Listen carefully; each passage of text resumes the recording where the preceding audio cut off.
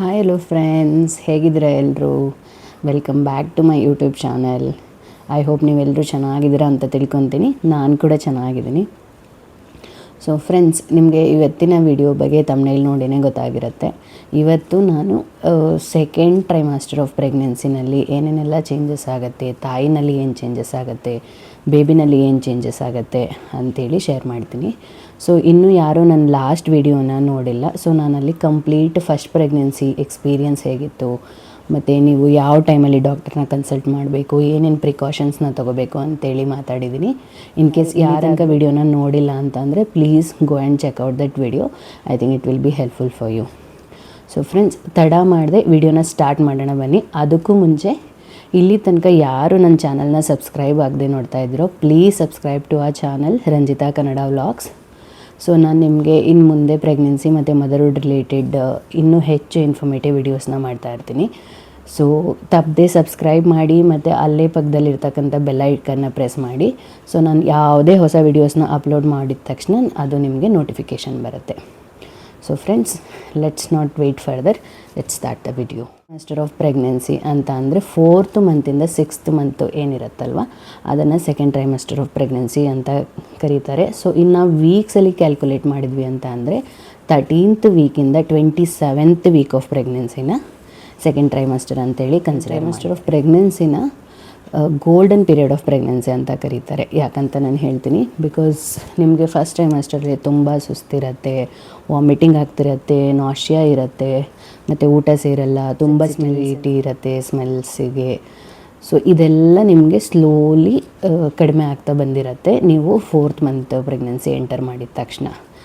ಮತ್ತು ನೀವು ತುಂಬ ಎನರ್ಜಿಯಿಂದ ಇರ್ತೀರಾ, ವಾಮಿಟಿಂಗ್ ಕಡಿಮೆ ಆಗಿರುತ್ತೆ, ನಿಮಗೆ ಇನ್ ಕೇಸು ತುಂಬ ಸ್ಮೆಲ್ಲು, ನಾಶಿಯಾ ಆ ಥರ ಫೀಲ್ ಆಗ್ತಾಯಿದೆ ಅಂದರೆ ಅದು ಕಡಿಮೆ ಆಗಿರುತ್ತೆ, ತುಂಬ ಎನರ್ಜೆಟಿಕ್ ಆಗಿರ್ತೀರ. ಸೊ ಈ ಟೈಮಲ್ಲಿ ನಿಮ್ಮ ಎನರ್ಜಿ ಮತ್ತೆ ವಾಪಸ್ ಬಂದಿರುತ್ತೆ, ನಿಮಗೆ ಜಾಸ್ತಿ ವೆರೈಟಿ ಫುಡ್ ತಿನ್ನಬೇಕಂತ ಅನಿಸಿರುತ್ತೆ, ಎಷ್ಟೊಂದು ಜನಕ್ಕೆ ಕ್ರೇವಿಂಗ್ ಸ್ಟಾರ್ಟ್ ಆಗುತ್ತೆ. ಸೊ ಹಾಗಾಗಿ ಎಂಜಾಯ್ ಮಾಡಿ ಈ ಪೀರಿಯಡ್ನ. ಇನ್ ಕೇಸ್ ಯಾರಿಗಾದರೂ ಈಗ ಫಸ್ಟ್ 3 ಮಂತ್ಸು ಟ್ರಾವೆಲ್ನ ಅವಾಯ್ಡ್ ಮಾಡಿ ಅಂತ ಹೇಳಿರ್ತಾರೆ, ಯಾರಿಗಾದರೂ ಟ್ರಾವೆಲ್ ಮಾಡಬೇಕು ಅಂತ ಇಷ್ಟ ಇದ್ದರೆ ನೀವು ಅಫ್ಕೋರ್ಸ್ ಫಸ್ಟ್ ನಿಮ್ಮ ಡಾಕ್ಟರ್ನ ಕನ್ಸಲ್ಟ್ ಮಾಡಿ ಆದಮೇಲೆ ನೀವು ಅವ್ರ ಪರ್ಮಿಷನ್ನ ತೊಗೊಂಡು ಟ್ರಾವೆಲ್ ಕೂಡ ಮಾಡ್ಬೋದು. ಇಷ್ಟು ಸೆಕೆಂಡ್ ಟ್ರೈಮಾಸ್ಟರ್ ಆಫ್ ಪ್ರೆಗ್ನೆನ್ಸಿ ಬಗ್ಗೆ. ಸೊ ಡೀಟೇಲಾಗಿ ನಾವು ನೋಡ್ತಾ ಹೋಗೋಣ, ಏನೇನು ತಾಯಿಯಲ್ಲಿ ಚೇಂಜಸ್ ಆಗುತ್ತೆ ಮತ್ತು ಮಗುವಿನಲ್ಲಿ ಏನೇನು ಡೆವಲಪ್ಮೆಂಟ್ ಆಗುತ್ತೆ, ಪ್ಲಸ್ ಯಾವುದಾದ್ರು ಇಂಪಾರ್ಟೆಂಟ್ ಸ್ಕ್ಯಾನ್ ಇರುತ್ತೆ, ಮತ್ತು ನೀವು ಏನೇನು ಪ್ರಿಕಾಷನ್ಸ್ನ ತೊಗೋಬೇಕು, ಯಾವ ಟೈಪ್ಸ್ ಆಫ್ ಫುಡ್ನ ತಿನ್ನಬೇಕು ಅಂತೇಳಿ ನಾನು ಡೀಟೇಲಾಗಿ ಹೇಳ್ತೀನಿ. ಮತ್ತು ಈ ಟೈಮಲ್ಲಿ ಅನೋಮಲಿ ಸ್ಕ್ಯಾನ್ ಅಂತ ಮಾಡ್ತಾರೆ, which is a very important scan. ಯಾರೂ ಮಿಸ್ ಮಾಡ್ಕೊಳ್ದೆ ಮಾಡಿಸ್ಕೊಳ್ಳಿ. ಮತ್ತು ನಾನು ನನ್ನ ಅನೋಮಲಿ ಸ್ಕ್ಯಾನ್ ರಿಪೋರ್ಟ್ನ ಕೂಡ ಲಾಸ್ಟಲ್ಲಿ ಶೇರ್ ಮಾಡ್ತೀನಿ. ಸೊ ವಿಡಿಯೋನ ಸ್ಕಿಪ್ ಮಾಡದೆ ಕೊನೆಯ ತನಕ ನೋಡಿ. ಸೊ ಆವಾಗಲೇ ನಿಮಗೆ ಕಂಪ್ಲೀಟ್ ಇನ್ಫಾರ್ಮೇಷನ್ನು ಸಿಗುತ್ತೆ. Okay, so let's come back to changes in mom. ತಾಯಿಯಲ್ಲಿ ಏನೇನು ಚೇಂಜಸ್ ಆಗುತ್ತೆ. ಓಕೆ, ಈಗ ನಾನು ಆಗಲೇ ಹೇಳ್ದಾಗೆ ನಿಮಗೆ ತುಂಬ ನಿಮ್ಮ ಎನರ್ಜಿ ವಾಪಸ್ ಬಂದಾಗಿರುತ್ತೆ. ವಾಮಿಟಿಂಗ್ ಕೆಲವೊಬ್ಬರಲ್ಲಿ ಥ್ರೂ ಔಟ್ ಪ್ರೆಗ್ನೆನ್ಸಿ ಇರುತ್ತೆ, ಕೆಲವೊಬ್ಬರಲ್ಲಿ ಆಲ್ಮೋಸ್ಟ್ ಅಂದರೆ ಒಂದು 70% ಆಫ್ ದ ಪೀಪಲಲ್ಲಿ ಯಾರ್ಯಾರಿಗೆ ಫಸ್ಟ್ 3 ಮಂತ್ಸ್ ವಾಮಿಟಿಂಗ್ ಇರುತ್ತೋ ವಾಮಿಟಿಂಗ್ ಕಂಪ್ಲೀಟಾಗಿ ಕಡಿಮೆ ಆಗಿರುತ್ತೆ. ಮತ್ತು ಯಾರ್ಯಾರಿಗೆ ಊಟ ಸೇರ್ತಿರಲ್ವೋ ಅವರಿಗೆ ಚೆನ್ನಾಗಿ ಊಟ ಮಾಡಬೇಕನ್ಸುತ್ತೆ, ಅಷ್ಟು ಚೆನ್ನಾಗಿ ಹಸಿವಾಗುತ್ತೆ. ಯಾಕಂದರೆ ರ್ಯಾಪಿಡಾಗಿ ನಿಮ್ಮ ಬೇಬಿ ಗ್ರೋತ್ ಆಗ್ತಿರುತ್ತೆ ಇನ್ಸೈಡು. ಸೊ ಚೆನ್ನಾಗಿ ಊಟ ಮಾಡಿ ಹೆಲ್ದಿ ಬ್ಯಾಲೆನ್ಸ್ ಮೀಲ್ನ ತಿನ್ನಿ. ಪ್ಲಸ್ಸು ನಿಮಗೆ ಬೇಬಿ ಬಂಪ್ ಕಾಣೋದಕ್ಕೆ ಸ್ಟಾರ್ಟ್ ಆಗಿರುತ್ತೆ. ಸೊ ಯೂಶ್ವಲಿ ಯಾರ್ಯಾರು ತುಂಬ ತಿನ್ನಿರ್ತೀರ ಅಥವಾ ಯೂಶ್ವಲಿ ಫಸ್ಟ್ 3 ಮಂತ್ಸಲ್ಲಿ ಬೇಬಿ ಬಂಪ್ ಕಾಣಿಸೋದು ತುಂಬ ಕಡಿಮೆ. ಸೊ 4th ಮಂತಿಂದ ನಿಮಗೆ 4th, 5th, 6th ಮಂತ್ಸ್ ಅಷ್ಟರಲ್ಲಿ ನೀವು ಪ್ರೆಗ್ನೆಂಟ್ ಅಂತ ಗೊತ್ತಾಗೋದಕ್ಕೆ ಸ್ಟಾರ್ಟ್ ಆಗುತ್ತೆ. ಸೊ ಬೇಬಿ ಬಂಪ್ ಕಾಣಿಸುತ್ತೆ ಮತ್ತು ಬೇಬಿ ಮೂಮೆಂಟ್ಸ್ ನಿಮಗೆ ಫೀಲ್ ಆಗೋದಕ್ಕೆ ಸ್ಟಾರ್ಟ್ ಆಗುತ್ತೆ. ಯಾವ ರೀತಿ ಅಂದರೆ ತುಂಬ ಸ್ಟ್ರಾಂಗ್ ಫೀಲಿಂಗ್ಸ್ ಗೊತ್ತಾಗಲ್ಲ ನಿಮಗೆ. ಬೇಬಿ ಮೂವ್ ಆಗೋ ಥರ ಅಂದರೆ ಏನೋ ಒಂದು ಗ್ಯಾಸಿ ಫೀಲಿಂಗು ಅಥವಾ ಕ್ವಿಕನಿಂಗ್ ಫೀಲಿಂಗು ಆ ರೀತಿ ಆಗುತ್ತೆ. ಸೊ ಅದೆಲ್ಲ ಕೂಡ ಬೇಬಿ ಮೂಮೆಂಟ್ಸೇ. So enjoy your baby moments. ನಿಮ್ಮ ಫ್ಯಾಮಿಲಿ ಮೆಂಬರ್ಸಿಗೂ ಫೀಲ್ ಮಾಡಿಸಿ, ನಿಮ್ಮ ಹಸ್ಬೆಂಡ್ ಜೊತೆ ಶೇರ್ ಮಾಡಿ. ನೀವು ಇನ್ ಕೇಸ್ ಸೆಕೆಂಡ್ ಪ್ರೆಗ್ನೆನ್ಸಿ ಆಗಿದ್ದರೆ ನಿಮ್ಮ ಫಸ್ಟ್ ಚೈಲ್ಡಿಗೆ ಫೀಲ್ ಮಾಡೋದು ಕೊಡಿ, ಅವರು ತುಂಬ ಖುಷಿ ಪಡ್ತಾರೆ. And it's a very precious moment. ಒಂದು ಸರಿ ಆಯ್ತಂದರೆ ಅದು ಮತ್ತೆ ಬರೋದಿಲ್ಲ. ಸೊ ಎಂಜಾಯ್ ಮಾಡಿ ಅಂತ ನಾನು ಹೇಳಲಿಕ್ಕೆ ಇಷ್ಟಪಡ್ತೀನಿ. ಸೊ ಇನ್ನೇನಪ್ಪ ಚೇಂಜಸ್ ಆಗುತ್ತೆ ತಾಯಿನಲ್ಲಿ ಅಂತ ಅಂದರೆ, ನೀವು ವೆಯ್ಟ್ ಗೇನ್ ಆಗಲಿಕ್ಕೆ ಸ್ಟಾರ್ಟ್ ಆಗ್ತೀರಾ. ಅಂದರೆ ತುಂಬ ರ್ಯಾಪಿಡ್ ವೆಯ್ಟ್ ಗೇನ್ ಅಂತ ನಾನು ಹೇಳೋದಿಲ್ಲ. Every month healthy weight gain 1 to 2 kgs in a month it's considered as a healthy weight gain. So ನಿಮ್ಮಲ್ಲಿ ವೆಯ್ಟ್ ಗೇನ್ ಸ್ಟಾರ್ಟ್ ಆಗುತ್ತೆ. ಇದು ಬಿಟ್ಟು ಮೇಜರ್ ಡಿಫ್ರೆನ್ಸ್ ಅಂತ ಏನೂ ಇರೋದಿಲ್ಲ. ಕೆಲವೊಬ್ಬರಲ್ಲಿ ಬ್ಯಾಕ್ ಪೇನ್ ಇರುತ್ತೆ ಮತ್ತು ಲೆಗ್ ಕ್ರ್ಯಾಂಪ್ಸ್ ಇರುತ್ತೆ. ಸೊ ನೀವು ಆದಷ್ಟು ರೆಸ್ಟ್ ಮಾಡಿ, ಯಾವಾಗ ರೀತಿ ಆಗುತ್ತೋ ರೆಸ್ಟ್ ಮಾಡಿ ಅಂತ ಹೇಳ್ತೀನಿ. ಸೊ ಇದಿಷ್ಟು ತಾಯಿನಲ್ಲಿ ಆಗುವಂಥ ಚೇಂಜಸ್ಸು. ನೆಕ್ಸ್ಟು ಮಗುವಿನಲ್ಲಿ ಏನೇನು ಚೇಂಜಸ್ ಆಗುತ್ತೆ ಅಂದರೆ, ಡೆವಲಪ್ಮೆಂಟ್ ವೈಸು ಅಥವಾ ಗ್ರೋತ್ ವೈಸು ಮಗು ಎಷ್ಟು ಗ್ರೋತ್ ಆಗುತ್ತೆ. ಸೊ ಫಸ್ಟು 3 ಮಂತ್ಸಲ್ಲಿ ನಾನು ನನ್ನ ಕಡೆ ವಿಡಿಯೋದಲ್ಲಿ ಹೇಳಿದಾಗೆ ಎಲ್ಲ ಮೇಜರ್ ಆರ್ಗನ್ಸು ಡೆವಲಪ್ ಆಗಿರುತ್ತೆ. ಮತ್ತು ಈ ಟೈಮಲ್ಲಿ ಮಗುವಿಗೆ ಹಾರ್ಟು, ಕಿಡ್ನಿ, ಸ್ಪೈನು ಮತ್ತು ಬ್ರೈನು ಇದೆಲ್ಲ ರ್ಯಾಪಿಡಾಗಿ ಡೆವಲಪ್ ಆಗಲಿಕ್ಕೆ ಸ್ಟಾರ್ಟ್ ಆಗುತ್ತೆ. ಸೊ ಮಗು ಒಂದು ಮುಂಚೆ ಹೇಗಿರುತ್ತೆ ಅದು ಸ್ವಲ್ಪ ಎಂಬ್ರಿಯೋ ಆಕಾರದಲ್ಲಿರುತ್ತೆ. ಸೊ 4th 5th ಮಂತ್ ಆಗೋಷ್ಟರಲ್ಲಿ ಅದು ನಾರ್ಮಲ್ ಹ್ಯೂಮನ್ ಆಕಾರಕ್ಕೆ ಬಂದಿರುತ್ತೆ. ಸೊ ನೀವು ಸ್ಕ್ಯಾನಿಗೆ ಹೋದಾಗ ನೋಡ್ಬೋದು, ನಿಮಗೆ ಅನೋಮಲಿ ಸ್ಕ್ಯಾನ್ ಅಂತ ಹೇಳಿದ್ನಲ್ಲ, ಆವಾಗ ತೋರಿಸ್ತಾರೆ ಮಗುದು ಐಸು, ಇಯರ್ಸು, ನೋಸು ಮತ್ತು ಹ್ಯಾಂಡ್ಸ್ ಎಲ್ಲ ಡೆವಲಪ್ ಆಗಿರೋದು, ಲೆಗ್ಸ್ ಎಲ್ಲ ಡೆವಲಪ್ ಆಗಿರೋದು ಅದನ್ನು ತೋರಿಸ್ತಾರೆ. ಸೊ ಮಗುನಲ್ಲಿ ಇದಿಷ್ಟು ಚೇಂಜಸ್ ಆಗುತ್ತೆ. ನಾನು ಆಗಲೇ ಹೇಳಿದಾಗೆ ಮಗು ಆಲ್ಮೋಸ್ಟ್ ಒಂದು 50% ಡೆವಲಪ್ ಆಗಿರುತ್ತೆ. And it will start drinking the amniotic fluid also in this time only. So ಇದು ಮಗುವಿನಲ್ಲಿ ಆಗ್ತಕ್ಕಂಥ ಚೇಂಜಸ್ಸು.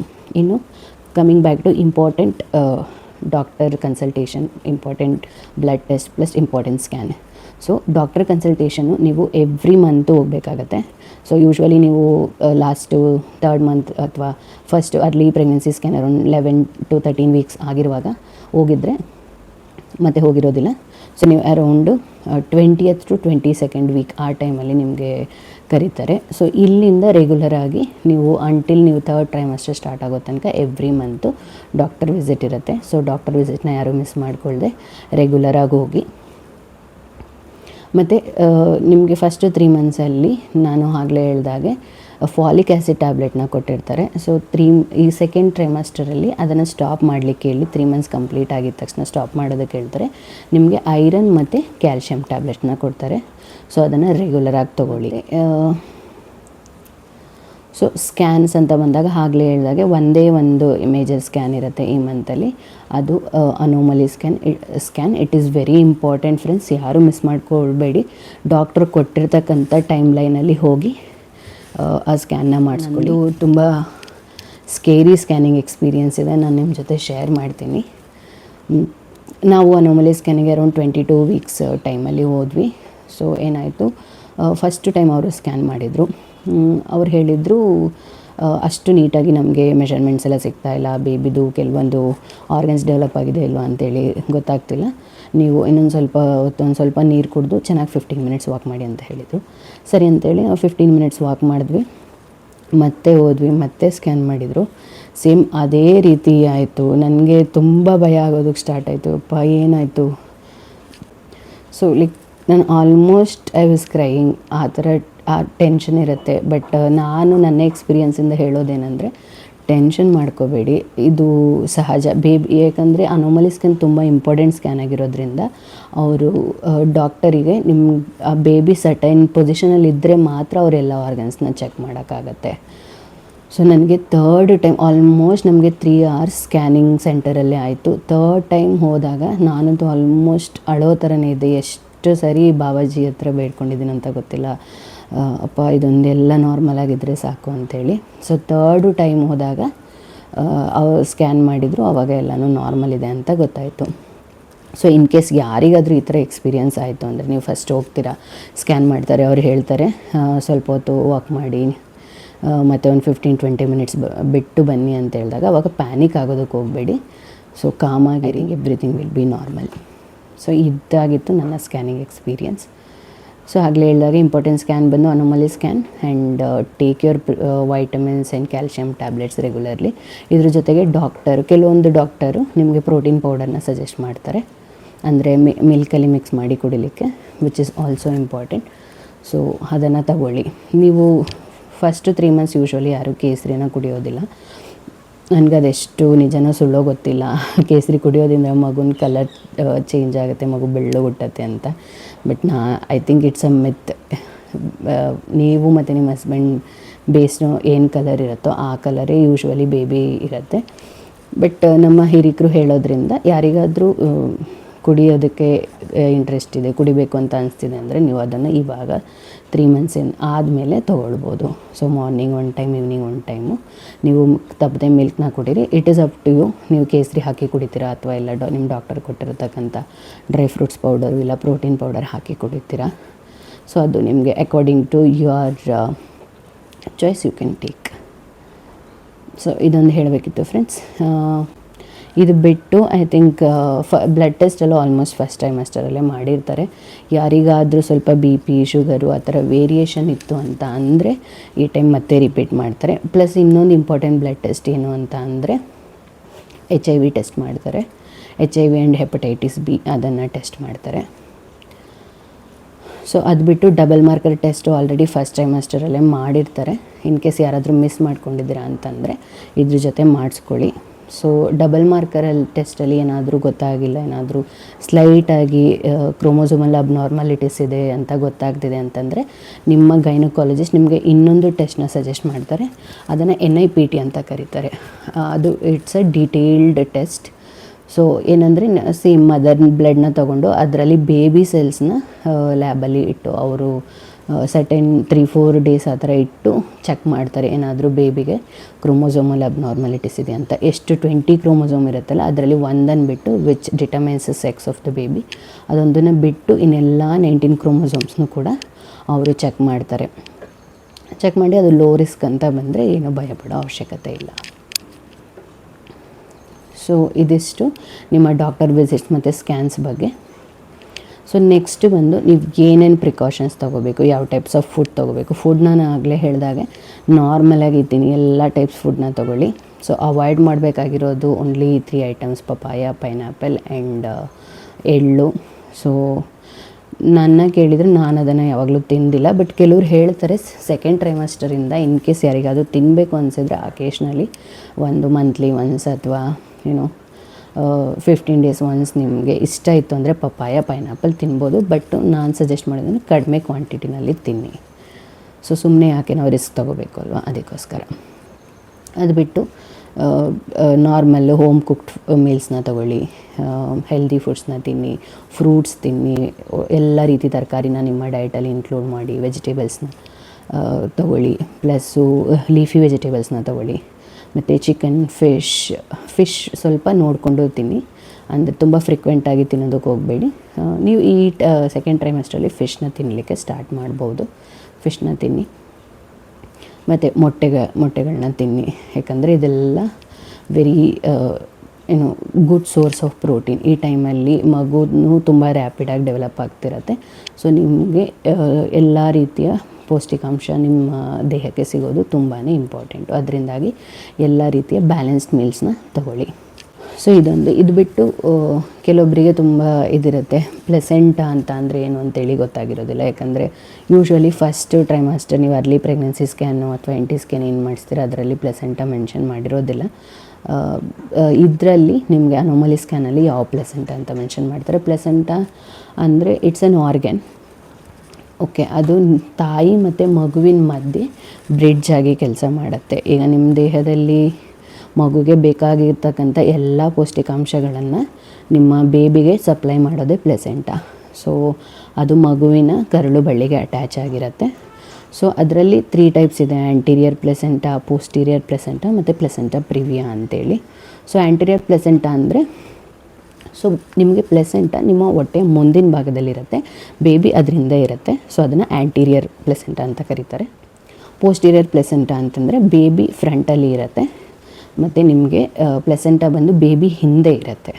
ಸೊ ಪೋಸ್ಟೀರಿಯರ್ ಪ್ಲೆಸೆಂಟಾ ಇರೋರಿಗೆ ಯೂಶ್ವಲಿ ಏನು ಹೇಳ್ತಾರೆ ಅಂತಂದರೆ ಅವರಿಗೆ ಬೇಬಿ ಮೂಮೆಂಟ್ಸ್ ಎಲ್ಲ ಚೆನ್ನಾಗಿ ಗೊತ್ತಾಗುತ್ತೆ ಮತ್ತು ಬೇಗ ಗೊತ್ತಾಗುತ್ತೆ ಅಂತೇಳಿ. ಸೊ ಆ್ಯಂಟೀರಿಯರ್ ಇರೋರಿಗೆ ಗೊತ್ತಾಗೋದಿಲ್ಲ ಅಂತ ಅಲ್ಲ, ಅವ್ರಿಗೂ ಗೊತ್ತಾಗುತ್ತೆ, ಸ್ವಲ್ಪ 1 or 2 weeks ಡಿಲೇ ಆಗ್ಬೋದು. ಸೊ ಇದಿಷ್ಟು ಪ್ಲೆಸೆಂಟಾ ಬಗ್ಗೆ ಫ್ರೆಂಡ್ಸ್. ಐ ಥಿಂಕ್ ನಾನು ಎಲ್ಲ ಪಾಯಿಂಟ್ಸ್ನ ಕವರ್ ಮಾಡಿದ್ದೀನಿ ಅಂತ ಅಂದ್ಕೊಳ್ತೀನಿ. ಹಾಂ, ಸೊ ನೀವು ಇನ್ ಕೇಸ್ ಏನಾದರೂ ಎಮರ್ಜೆನ್ಸಿ ಅಂತ ಅಂದರೆ ಯಾವ ಟೈಮಲ್ಲಿ ಇಮಿಡಿಯೇಟಾಗಿ ಡಾಕ್ಟರ್ನ ಕನ್ಸಲ್ಟ್ ಮಾಡಬೇಕು. ಸೊ ಯಾರಿಗಾದರೂ ತುಂಬ ಸಡನ್ನಾಗಿ ಹೆವಿ ಬ್ಲೀಡಿಂಗ್ ಆಗೋದಕ್ಕೆ ಸ್ಟಾರ್ಟ್ ಆದರೆ, ಸ್ಪಾಟಿಂಗ್ ಆಗೋದಕ್ಕೆ ಸ್ಟಾರ್ಟ್ ಆದರೆ, ಸೊ ಇಮಿಡಿಯೇಟು ನಿಮ್ಮ ಗೈನಕಾಲಜಿಸ್ಟ್ನ ಕನ್ಸಲ್ಟ್ ಮಾಡಿ. ಪ್ಲಸ್ಸು ಒಬ್ರೊಬ್ರಿಗೆ ಏನಾಗುತ್ತೆ, ಒಂದೇ ಸರಿ ವಾಟರ್ ಲೀಕೇಜ್ ಆಗೋ ಥರ ಆಗುತ್ತೆ. ಸೊ ನಿಮ್ಮ ವಾಟರ್ ಬ್ಯಾಗ್ ಏನಿರುತ್ತೋ, ಮಗುವಿನ ಸುತ್ತ ಏನು ಆಮ್ನಿಯೋಟಿಕ್ ಫ್ಲೂಯಿಡ್ ಇರೋದು, ಇನ್ ಕೇಸ್ ಅದೇನಾದರೂ ಲೀಕ್ ಆಯಿತು ಅಂತ ಅಂದರೆ ನಿಮ್ಗೆ ಸೆನ್ಸ್ ಇಲ್ಲದೇ ನಿಮಗೆ ಯೂರಿನ್ ರೀತಿ ಕಂಟಿನ್ಯೂಸ್ ಆಗಿ ಪಾಸ್ ಆಗ್ತಾಯಿದೆ ಅಂದರೆ, ಸೊ ಅದು high chances of losing amniotic fluid. ಆ ಟೈಮಲ್ಲಿ ಇಮ್ಮಿಡಿಯೇಟ್ ನೀವು ಎಷ್ಟು ಬೇಗ ಆಗುತ್ತೋ ಅಷ್ಟು ಬೇಗ ಡಾಕ್ಟರ್ನ ಕನ್ಸಲ್ಟ್ ಮಾಡೋದು ಒಳ್ಳೆಯದು. ಮತ್ತು ಇನ್ನೊಂದು, ಕೆಲವೊಬ್ಬರಿಗೆ ತುಂಬ ಹೆಡ್ಡೇಕು ಪ್ಲಸ್ಸು ಕಣ್ಣು ಮಂಜಾಗೋ ರೀತಿ ಆಗೋದು.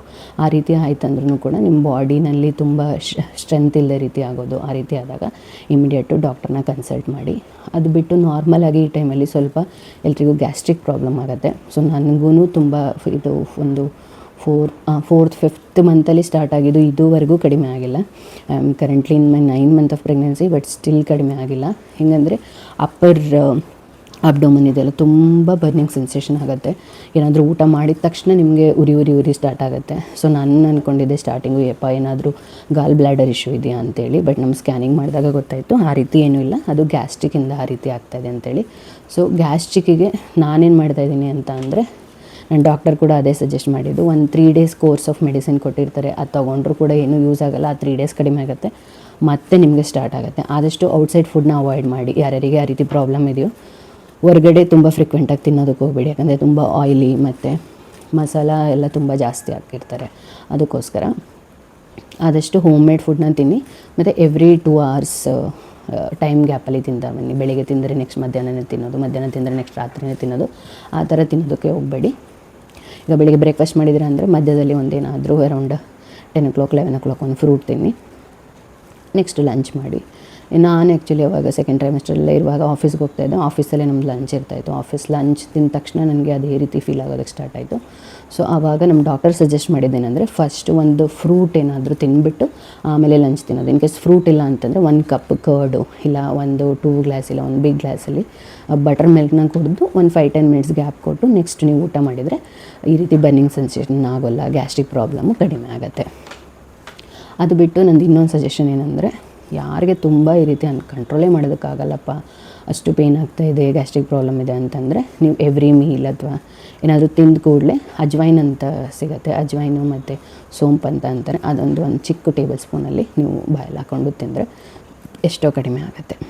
ಇನ್ನು ಇದೀಗ ನಾನು ಎಲ್ಲ ಕವರ್ ಮಾಡಿದ್ದೀನಿ. ಅದು ಬಿಟ್ಟು ಇನ್ ಕೇಸ್ ಯಾರಿಗಾದರೂ ಎಕ್ಸಸೈಸ್ ಮುಂಚೆ ಮಾಡ್ತಿರ್ತೀರ, ನಾನು ಹೇಳಿದಾಗೆ 3 months ಅವಾಯ್ಡ್ ಮಾಡಿ ಅಂತ ಹೇಳಿದ್ದೆ. ಸೊ ಈಗ ನಿಮ್ಮ ಡಾಕ್ಟರ್ ಕೂಡ ಅದೇ ಸಜೆಸ್ಟ್ ಮಾಡಿರ್ತಾರೆ ಯೂಶ್ವಲಿ. ಅವಾಯ್ಡ್ ಮಾಡಿದ್ರಿ ಅಂತ ಅಂದರೆ, ಇನ್ ಕೇಸ್ ಯಾರಿಗಾದರೂ ಇಂಟ್ರೆಸ್ಟ್ ಇದೆ ಸ್ಟಾರ್ಟ್ ಮಾಡಬೇಕು ಅಂತ ಅಂದರೆ, ನೀವು ಲೈಟ್ ಎಕ್ಸಸೈಸಸ್ನ ಸ್ಟಾರ್ಟ್ ಮಾಡ್ಬೋದು. ಪ್ಲಸ್ಸು ವಾಕಿಂಗ್ ಮಾಡಿ, ಆದಷ್ಟು ವಾಕಿಂಗ್ ಮಾಡಿ. ಆಫ್ಟರ್ ಎವ್ರಿ ಮೀಲ್ ಒಂದು 10 minutes 15 minutes, ತುಂಬ ಬ್ರಿಸ್ಕ್ ವಾಕಲ್ಲ, ನಿಮ್ಗೆ ಹೇಗೆ ಕಂಫರ್ಟಬಲ್ ಆಗೋದು ಆ ರೀತಿ ವಾಕಿಂಗ್ ಮಾಡಿ. ಮತ್ತು ಈ ಟೈಮಲ್ಲಿ ನಿಮ್ಮಲ್ಲಿ ಮಗುನಲ್ಲಿ ಭಾಳ ಚೇಂಜಸ್ ಆಗ್ತಿರುತ್ತೆ. ಸೊ ನೀವು ಎಷ್ಟು ಪಾಸಿಟಿವ್ ಆಗಿರ್ತೀರ, ನಿಮ್ಮ ಮಗು ಕೂಡ ಅಷ್ಟೇ ಹೆಲ್ದಿಯಾಗಿರುತ್ತೆ. ಪಾಸಿಟಿವ್ ಥಿಂಕಿಂಗ್ನ ಇಟ್ಕೊಳ್ಳಿ. ಮತ್ತು ನಿಮ್ಮ ಸರೌಂಡಿಂಗ್ಸ್ನ ಚೆನ್ನಾಗಿ ಇಟ್ಕೊಳ್ಳಿ. ನಿಮ್ಮ ಯಾರ ಜೊತೆ ಕಂಫರ್ಟಬಲ್ ಆಗುತ್ತೆ ಅವ್ರ ಜೊತೆ ಚೆನ್ನಾಗಿ ಮಾತಾಡಿ, ಖುಷಿಯಾಗಿರಿ. ಬುಕ್ಸ್ನ ಓದೋದಕ್ಕೆ ಸ್ಟಾರ್ಟ್ ಮಾಡಿ, ಒಳ್ಳೆ ಮ್ಯೂಸಿಕ್ನ ಕೇಳಿ. ಇದೆಲ್ಲ ನಿಮ್ಮ ಬೇಬಿಯ ಓವರಾಲ್ ಹೆಲ್ದಿ ಡೆವಲಪ್ಮೆಂಟಿಗೆ ಹೆಲ್ಪ್ ಮಾಡುತ್ತೆ. ಸೊ ಇದಿಷ್ಟು ಸೆಕೆಂಡ್ ಟ್ರೈಮೆಸ್ಟರ್ ಆಫ್ ಪ್ರೆಗ್ನೆನ್ಸಿ ಬಗ್ಗೆ ಫ್ರೆಂಡ್ಸ್. ನಾನು ನನ್ನ ಎಕ್ಸ್ಪೀರಿಯೆನ್ಸ್ನೂ ಶೇರ್ ಮಾಡಿದ್ದೀನಿ, ಮತ್ತು ಯೂಶ್ವಲಿ ಏನೇನು ಚೇಂಜಸ್ ಆಗುತ್ತೆ ಅಂತೇಳಿ ಎಲ್ಲನೂ ಶೇರ್ ಮಾಡಿದ್ದೀನಿ. ಆದಮೇಲೂ ಕೂಡ ಯಾರಿಗಾದರೂ ಇನ್ನೂ ಏನಾದರೂ ಡೌಟ್ಸ್ ಇತ್ತು ಅಂತ ಅಂದರೆ ಕಮೆಂಟ್ ಸೆಕ್ಷನಲ್ಲಿ ನೀವು ಕಮೆಂಟ್ ಮಾಡಿ. ನಾನು ಖಂಡಿತ ನಿಮ್ಮ ಕಮೆಂಟ್ನ ಓದಿ ನಾನು ರೆಸ್ಪಾಂಡ್ ಮಾಡ್ತೀನಿ. ಫ್ರೆಂಡ್ಸ್, ಐ ಥಿಂಕ್ ನಾನು ಎಲ್ಲ ಪಾಯಿಂಟ್ಸ್ನ ಕವರ್ ಮಾಡಿದ್ದೀನಿ ಅಂತ ಅಂದ್ಕೊಳ್ತೀನಿ. ಏನಾದರೂ ಡೌಟ್ಸ್ ಇದ್ದರೆ ಕಮೆಂಟ್ ಮಾಡಿ. ಸೊ ವಿಡಿಯೋ ಇಷ್ಟ ಆದರೆ ಪ್ಲೀಸ್ ಲೈಕ್ ಮಾಡಿ, ಶೇರ್ ಮಾಡಿ. ಮತ್ತು ನಮ್ಮ ಚಾನಲ್ಗೆ ಇನ್ನೂ ಯಾರೂ ಸಬ್ಸ್ಕ್ರೈಬ್ ಆಗಿಲ್ಲ ಅಂತಂದರೆ ಪ್ಲೀಸ್ ಸಬ್ಸ್ಕ್ರೈಬ್ ಮಾಡಿ. ನಾನು ಮುಂದಿನ ವಿಡಿಯೋದಲ್ಲಿ ಲಾಸ್ಟ್ ಟ್ರೈಮಾಸ್ಟರ್ ಆಫ್ ಪ್ರೆಗ್ನೆನ್ಸಿ ಹೇಗಿರುತ್ತೆ ಮತ್ತು ಯಾವುದ್ಯಾವುದು ಸೈನ್ಸ್ ಆಫ್ ಲೇಬರ್ ಅಂತೇಳಿ ನಾನು ಶೇರ್ ಮಾಡ್ತೀನಿ. ಸೊ ತಪ್ಪದೆ ವಿಡಿಯೋನ ನೋಡಿ ಅಂತ ಕೇಳ್ಕೊಳ್ತಾ. ಸೊ ಫ್ರೆಂಡ್ಸ್, ನಾನು ಆಗಲೇ ವಿಡಿಯೋದಲ್ಲಿ ಹೇಳಿದಾಗೆ ವಿಡಿಯೋ ಕೊನೆಯಲ್ಲಿ ನನ್ನ ಅನೋಮಲಿ ಸ್ಕ್ಯಾನ್ ರಿಪೋರ್ಟ್ನ ಅಟ್ಯಾಚ್ ಮಾಡಿದ್ದೀನಿ. ಪ್ಲೀಸ್ ನೋಡಿ. Thank you.